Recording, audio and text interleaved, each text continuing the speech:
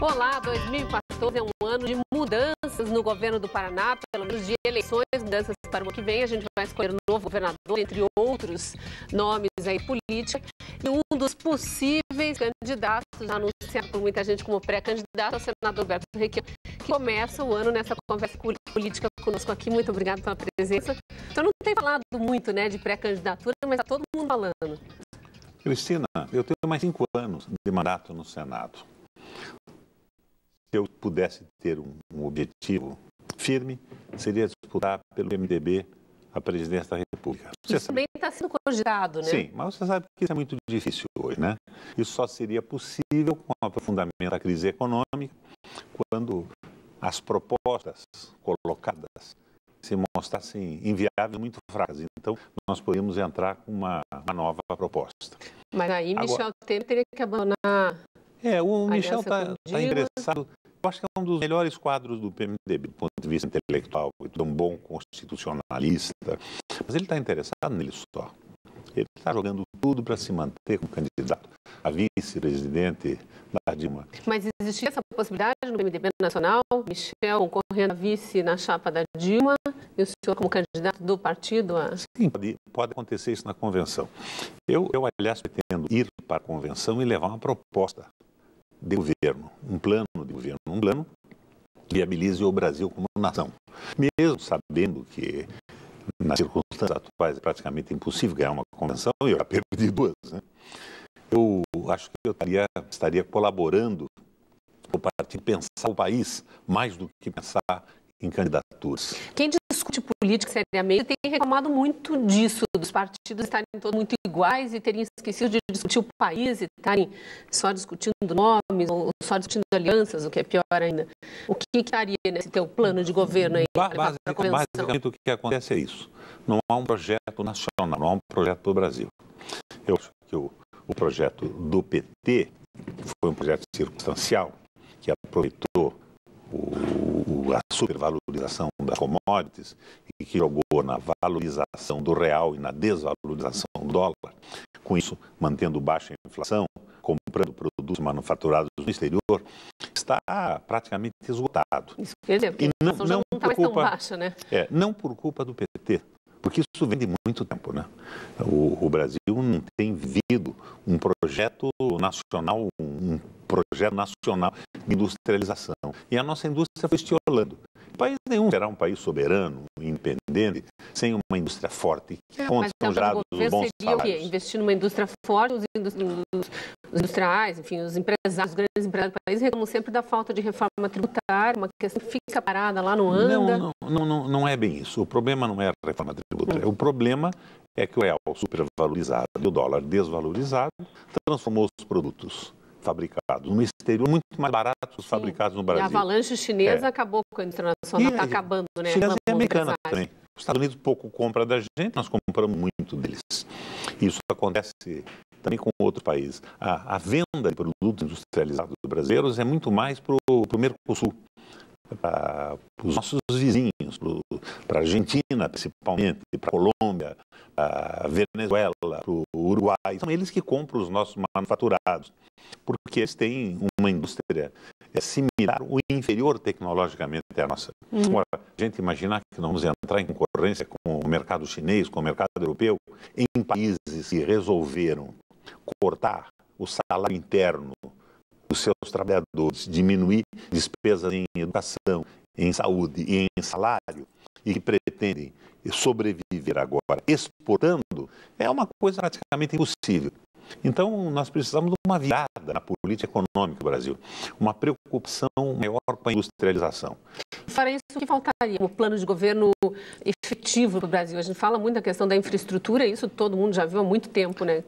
Mas isso de falar em infraestrutura também não é uma coisa absolutamente correta. A Espanha investiu pesadamente em infraestrutura. Eu estive lá outro dia, as estradas são simplesmente maravilhosas. São, e está patinando a economia. Só que não tem automóvel rodando, mas a economia está patinando. Só o investimento em infraestrutura não é suficiente. É investimento em modernização tecnológica, indústria. Não é uma coisa difícil, mas é evidente que para se começar esse processo significa um certo aperto no consumo interno. significa viver com alguma inflação. Cristina, eu tenho lido muito a história da economia alemã, desde o Hindenburg até o Hitler, quando Schacht era o ministro da Economia. Ele fez verdadeiros milagres na economia alemã. Ele criou uma moeda não moeda, ele liquidou um processo inflacionário extraordinário em 4 dias, com o MEF, que era um título emitido por 4 grandes empresas avalizados pelo Banco Central Alemão. Mas ensinamentos trazer para nós disso que o senhor está lendo, por exemplo? Exatamente. Eu acho que no exemplo do Schacht, nós teríamos muita coisa a aprender. É evidente que não são exatamente as mesmas circunstâncias, mas nós estamos absolutamente subordinados ao interesse do grande capital, que é o que eu chamo de capital vadio, Cristina. É o capital que não produz nada, que vive a usura. O Papa Francisco diria que são os discípulos de Mamon, que só pensam no dinheiro. É o capital não produtivo. E a contradição do mundo hoje, para mim, é a contradição entre o capital produtivo e o trabalho contra o capital vadio que vive os juros da especulação, da jogatina das bolsas. Bom, a gente e ainda nós tem esse estamos capital cedendo, aqui. nós estamos Pois é, a gente tem os a dois política aqui. do capital vadio. Voltando para o Paraná, o senhor falou aí do sonho de ser candidato à presidência da República, provavelmente não sai em 2014. Mas eu espero colaborar. Governo do Paraná, colaborar outro programa com a que a discussão. gente gravou quase um ano atrás, Sim. mais de um ano atrás já, eu acho, Lembro. é mais de um. O senhor já falava nessa possibilidade de voltar a se candidatar ao governo em 2014 e ainda continua como uma possibilidade. O que a gente tem aí de caminho para frente? Tenho 5 anos de mandato, mas eu assumi depois do Lerner e do Taniguchi. Eu peguei o Paraná quebrado. Eu fui prefeito de Curitiba antes, fui governador por 3 vezes. Eu adquiri muita experiência na administração pública. Eu administrei o Estado com programas de sucesso. Eu eliminei o imposto da microempresa, reduzi para uma média de 2% o imposto da pequena empresa. Teve que fazer essas coisas também, né, governador? Porque a gente sabe do sucateamento da polícia aí, foi uma das reclamações do atual governo quando subiu. Mas não na minha mão. Eu peguei a polícia praticamente inexistente. Eu contratei 8.000 homens durante o período do meu governo. E eu comprei mais de 6.000 automóveis. Eu criei um sistema que melhorava a polícia com a qualificação dos policiais. O senhor não aceita essas críticas em relação à segurança pública vindas do seu governo? Crítica do Roberto Taniguchi, eu não levo em consideração. Só em crítica porque, do na verdade, não existe o senhor tem criticado o atual governador. Recentemente, eu disse que, inclusive, ia denunciá-lo por fraude fiscal, que seria um crime que ele estaria cometendo. Como é que anda isso lá no Senado? Foi comunicado à Comissão de... O Estado está quebrado. O Estado está semelhante ao Estado que eu peguei quando me elegi governador depois do Lerner. O senhor tem acompanhado as contas? Sim, tem acompanhado as contas. Está quebrado. Logo que assumiu, ele deu mais 500 milhões de reais por ano para a Assembleia Legislativa, para o Judiciário e para o Ministério Público. 500 milhões de reais. É um problemão. Tirou de outros pontos do orçamento. Fez uma série de ações administrativas inconsequentes, aumentou de forma extraordinária a despesa. E agora quer dinheiro emprestado. Um Estado que não pode pagar o funcionalismo, pede dinheiro emprestado e vai pagar como, Cristina? Subindo o imposto na sequência. Nós é que vamos pagar uma aventura de governo. A gente sabe que, em tese, deveriam ser os deputados estaduais os fiscais do Executivo Estadual, mas o senhor, na posição de senador, junto com os outros senadores, também tem como acompanhar os números mais de perto do que a população, do que os cidadãos mais do que eles, empenhados, inclusive, né? Eu sou senador do Paraná. O que é possível fazer quando se detecta uma fraude fiscal? Se é que Bom, eu fiz uma denúncia ao Ministério Público. O senhor fez? Eles transformaram despesas orçamentárias de pagamento de policiais e da Previdência, da Paraná Previdência, mudaram a rubrica e tiraram da contabilidade. Anteciparam a distribuição de lucros à Sanepar. A Sanepar distribuía lucros, porque ela tem sócios privados, que o Lerner inventou, na ordem de 25% do que ganhava. Eles subiram para 50%. Subiram a Copel de 25% para 35%. E com essas manobras todas deixaram o Estado numa situação muito difícil. Eu quero que o Estado se reorganize para ele poder ser governado. Senão isso tudo vai arrebentar em cima do aumento de impostos e de tarifas no futuro muito próximo. Para o governador, muito bom. Né? Pega 3 bilhões na mão, faz um farol com o prefeito na véspera da eleição e depois o povo vai ter que pagar isso. E pagar como? com aumento de impostos. Então, eu estou tentando cuidar do Paraná dentro da minha função de senador. Essa denúncia ao Ministério Público vai resultar em investigação, provavelmente. Ministério Público e a Secretaria do Tesouro. Eu estou tentando impedir um endividamento excessivo como o que o Lerner fez. Porque quem paga isso é o povo. A gente vai chamar um intervalo breve. Já voltamos com essa conversa política com o senador Roberto Requião. Esperamos você.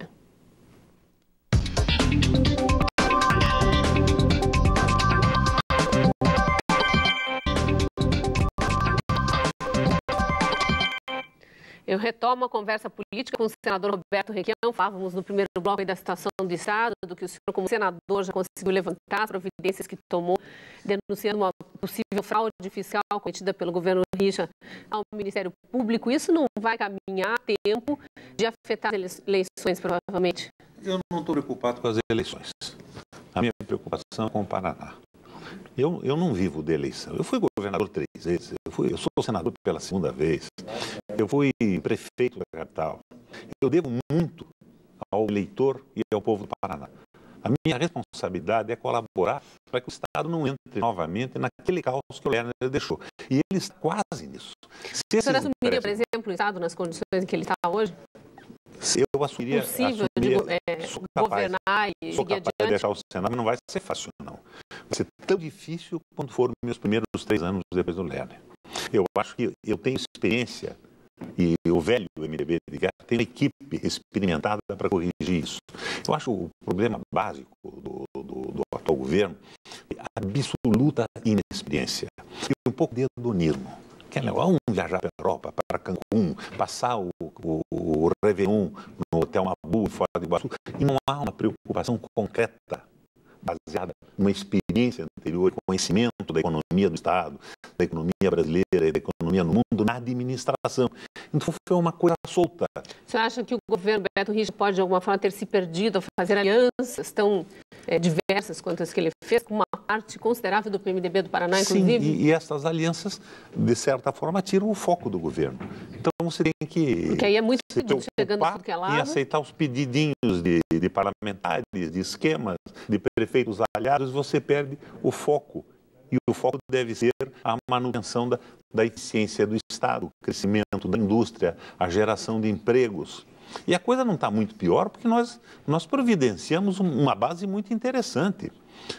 A nossa política de pequena e microempresa foi muito interessante. Nós colocamos na agricultura mais de 8.500 tratores numa política de modernização, de financiamento. Você acha que os números do Paraná não estão tão ruins, da economia paranaense? Construímos 44 hospitais. Agora, outro dia eu fui a Telêmaco Borba. Quando eu saí do governo, eu deixei um hospital regional de Telêmaco, absolutamente necessário, né? A Klabin crescendo, um número incrível de trabalhadores, e agora crescendo muito mais no mega investimento, 95% pronto. Eu passei lá há 30 dias atrás, está abandonado, sendo quebrado, depredado, rigorosamente abandonado. Eu construí um hospital em Ponta Grossa. E o senhor acha que, assumindo eventualmente como governador, consegue recuperar esse e outros? A prioridade absoluta. A prioridade deixa de ser o favorecimento das empresas que financiam campanhas. As minhas nunca financiaram, mas financiaram os atuais governantes, e passa a ser a saúde, a educação, o crescimento econômico, a pequena e média empresa. O senhor tocou nessa questão do financiamento de campanhas. A reforma política não saiu como se esperava, com grandes modificações. O senhor acha que o financiamento de campanhas era uma questão que precisava ser mexida? Eu acho que o Supremo pode resolver isso, né? Proibindo a doação, agora logo no começo do ano, fevereiro, março, por aí, a doação de empresas. Daí, isso dá uma limpada no processo eleitoral. Que aí quem assume já assume com dívidas de favores, não mais com sorrisos e financiamento e dinheiro, mas com propostas. Eu acho muito interessante para o país isso. Agora, a reforma política foi uma vergonha. Não teve, né? Foi para inglês ver, como dizem. Mantiveram a doação e proibiram a divulgação da doação durante a campanha. Como é que ficou? Como é que foi mais nos bastidores essa discussão lá no Senado? Uma brincadeira. Não estavam querendo de verdade, né? Uma boa parte dos parlamentares se elegeram, como o Beto, financiado por grandes grupos empresariais. Então eles querem tudo, menos tirar esses grupos do jogo político. Foi muito ruim o que aconteceu no Congresso.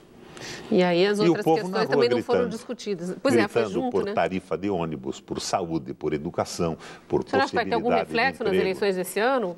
Essas manifestações Brasil afora? Não teve reflexo algum no Congresso e no governo. O Congresso escutou, o governo escutou, mas não respondeu. Mas pode ter um reflexo nas urnas. Pode haver um reflexo nas urnas. Lembra então, quem for candidato, efetivamente, vai ter que relembrar o que aconteceu em junho no Brasil. Vai ter que relembrar. Lembra quando o PMDB ganhou todas as eleições do Brasil? E o nosso slogan era PMDB, você sabe por quê?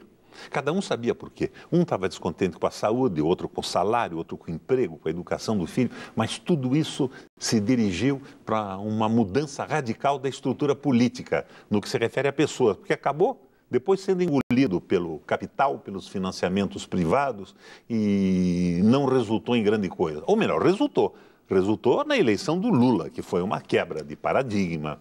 O Lula estabeleceu um governo no Brasil com uma preocupação social muito grande. E aí o senhor, naquela época, como governador, coligado ao PT do ex-presidente Lula, estava apoiando o governo Lula, né? Sim, eu estou apoiando hoje ainda. Continua apoiando. Só que eu sou crítico. E se o senhor não estiver concorrendo ao governo do Estado, apoiaria a candidatura da Gleice? Porque essa candidatura parece que é fadada mesmo a Eu gostaria de saber a que vem a Gleice. Na Casa Civil não foi bem. Ela desapareceu na Casa Civil. Mas não era essa a proposta dela também, ficar meio ausente? Brigando com o índio, não é? Não tem cabimento isso, né? Eu acho que não foi o que eu esperava. Mas a proposta parece que da própria presidente, segundo a então senadora Gleice, quando ela recebeu o convite para o ministério, era que ela ficasse afastada de questões políticas. Não sei se é a isso que o senhor está se referindo. Política, polis, é uma palavra grega, é cidade, ao qual se acrescenta um sufixo, ico ou ica. Política é o governo da cidade. Política é administração pública. E eu não vi nada. Que ela não administrou? Não vi nada. E eu continuo achando a Dilma hoje a melhor candidata que os outros que se colocam, melhor que aquele menino do Ceará, melhor que o Aécio Neves, mas eu sou crítico, eu faço um apoio crítico. Eu acho que quem apoia tem que apoiar tentando construir e melhorar. Essa coisa de apoiar em qualquer circunstância, em troca de alguns favores eleitorais, de apoio a algumas prefeituras, esquecendo a macroeconomia do Brasil, as coisas que realmente influenciam a vida de um povo inteiro, é uma tolice, eu não faço isso. Mas é o que parece fadado a acontecer aqui no Paraná. Se não houver candidatura própria do PMDB, seu nome ou qualquer outro, a gente tem uma parte do PMDB apoiando o governo Richa, com secretários, inclusive, de Estado aí que... Sem dúvida, eu acho que se o PMDB não tiver candidatura tem própria... Tem o PMDB nacional apoiando o PT, se não tiver a candidatura própria do PMDB, o PMDB acaba aqui. E o Beto Richa se elege. Porque a Gleice, apesar da sobreexposição que ela está tendo, isso não apareceu muito nas pesquisas eleitorais. E aqueles votos todos que ela teve para o Senado, lembra que ela tinha mais votos que ele no governo, né? Teve mais do que eu, que fechei com ela. Mas ela dobrou comigo, dobrou com o Ricardo Barros, dobrou com o Fruit e dobrou com o Serra. Porque o pessoal do Fruit e do Ricardo Barros tinha uma chapa, que era Serra, Richa, Ricardo Barros, Gleice. Serra, Richa, Gustavo Fruit e Gleice. Então, ela fez os votos da oposição, uma coisa meio neutra.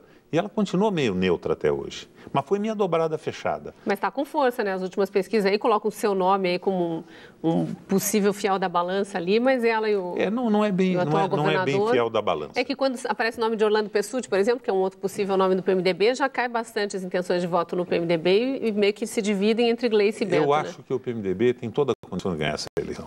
Experiência administrativa, nós temos todo um governo. Levaria para o segundo turno, pelo menos, a eleição? Eu acho que o PMDB dificilmente leva para o segundo turno. O PMDB ganha no primeiro turno. O senhor acredita? Se voltar aqui no Paraná? Fechado. Sem dúvida. Com o senhor ou com qualquer outro candidato? Não, eu acho que com o governo que nós fizemos. Um governo com 300 e poucos programas de governo. Hoje você não conhece um programa de governo. O programa do atual governo é passar o Réveillon em Foz do Iguaçu. É uma coisa ridícula. O senhor já fez várias críticas aqui ao governador Beto Richa. A gente falou sobre as críticas mais recentes, a questão da fraude fiscal. Agora, a notícia mais recente envolvendo seu nome, está essa semana aí na Gazeta do Povo, a questão das viagens pelo Senado, que o senhor teria sido o senador que mais gastou diárias. Mas que maravilha, né? Que viagens foram essas? Eu sou vice-presidente do Parlasul. A sede do Parlasul é em Montevidéu, no Uruguai. Né? Mas uma parte dessas viagens de ônibus demora um pouco. Eu sou presidente da Comissão de Desenvolvimento Econômico do Parlamento Europeu Latino-Americano. A nossa sede é em Genebra e as reuniões são no mundo inteiro. São as reuniões na Lituânia. O senhor já estava em 2012, né? Viagens para Montevideo. Já havia em 2012, com frequência. O senhor já estava no Parlasul, né? Sim. Mas me elegi vice-presidente da Eurolat. Eu tenho tentado ir a pé. Mas atravessar o Oceano Atlântico... Não, mas a gente não está falando de passagens aéreas. Esses gastos são diários. Elas efetivamente foram por conta dessas duas representações. Os gastos são de passagem. São de passagem. E eu não tenho como viajar se não for de avião. Eu tenho 2, 3 dias para uma viagem. Você vai um dia de viagem, outro dia de reunião, outro dia você está voltando. Às vezes dura mais, 3, 4 dias. É uma vida dura. São viagens pesadas e cansativas, mas é um compromisso que eu assumi com o Congresso brasileiro. E o senhor acha que isso está resultando em benefícios para o Brasil, que a gente falava agora há pouco de comércio internacional, enfim, sem dúvida, desajustes na balança comercial? Porque eu tenho aprendido muito com as crises dos outros países, com as discussões, e eu trago isso para o Congresso Nacional, para o Senado da República. E em cima desta experiência eu faço a crítica dos erros da presidente Dilma e posso também, e tenho feito a miúde, elogiar os acertos na tribuna do Senado. Então, é a minha colaboração nesse processo. Agora, como presidente do Parlasul, é uma presença rotativa. Cada um de nós, cada país... O senhor estava na presidência e foi para a vice-presidência, Não, isso da sessão brasileira. Tá. Agora eu sou vice-presidente do Parlasul no Uruguai. E essa presidência é rotativa. Conforme o estatuto, de 6 em 6 meses, troca o presidente e um país assume. Nós estamos pensando em dilatar um pouco mais isso, que 6 meses é muito pouco. Mas essas reuniões são feitas e eu tenho que comparecer. E o que se discute ali? Discute os problemas econômicos, os problemas da unidade, a importância do Mercosul como espaço de expansão real para o Brasil. São países que se identificam conosco, nós podemos crescer junto, nós podemos nos defender junto da competição dos grandes mercados. E na Europa, eu assumi junto com uma italiana, uma deputada italiana, ela é co-presidente e eu sou co-presidente brasileiro, a Comissão de Desenvolvimento Econômico Sustentável.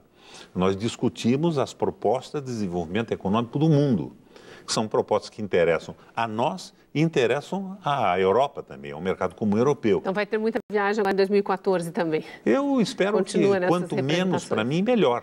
Mas na posição que eu estou, quando a reunião é feita, eu tenho que viajar, não há outra maneira. Senador... E não posso ir a pé, tenho tentado ir a pé. E a nado também, que nadava muito bem, era seu pai, o Heraldo. Eu não tenho condição de atravessar o oceano a nado. Últimos segundinhos aqui do programa, só para não ficar sem dizer, quando é que sai essa decisão? Se vai concorrer ao governo do Estado ou não? O partido é que toma essa decisão. Eu acho que eu tenho condição de botar o Paraná nos eixos, eu tenho condição de arrumar a casa, tenho experiência, tenho uma equipe competente, mas eu não vou fazer negociação política, não vou comprar delegado, não vou entrar nesse jogo sórdido que é o que me fez entrar na política. Ou seja, eu entrei na política para me opor a esse processo. Se o partido acordar, quiser voltar ao governo, reorganizar o Paraná, eu posso colaborar com isso e abro mão dos meus 5 anos de Senado da República e de todas essas viagens que você acha maravilhosas, eu nem tanto. Mas não, quem decide isso é o PMDB. É o que polemizou aí nesse começo de ano. Muito obrigado, senador, pela entrevista. Bom ano para o senhor. Se você gostou deste programa, ele já está no site otv.tv.br. Você pode acessar, assistir de novo e também indicar para os amigos. Até a próxima Conversa Política.